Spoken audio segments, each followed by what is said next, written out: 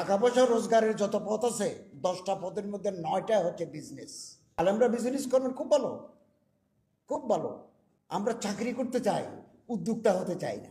এটা আমাদের মানসিকতা, এটা আমাদের জেহেনিয়ত। আমরা ইনভেস্টর হতে চাই না কেন? আমরা ছোট্ট দোকান দিয়ে আমি ইনভেস্টর হতে পারি। চাকরি করলে তো চাকর।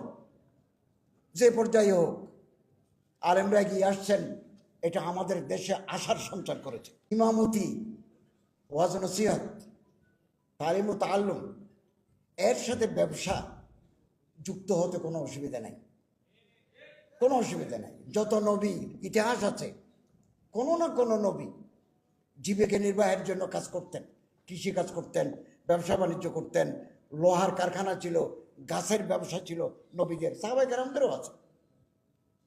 তিসআতুল আশর মিনার রিজক তিজারা, তফসির উসমানী সাহেব সহ অনেক উলামায়ে কেরাম, শেখুল হাদিস আল্লামা জাকারিয়া রাহমাতুল্লাহ কিতাব আছে ফজাইলে তিজারত।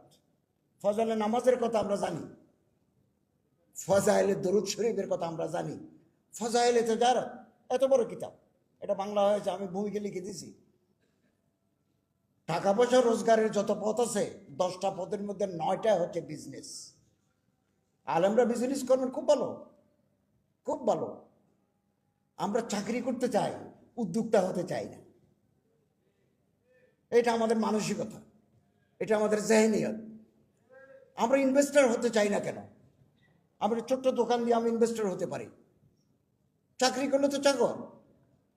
যে পর্যায়ে হোক, আলেমরা এগিয়ে আসছেন, এটা আমাদের দেশে আশার সঞ্চার করেছে।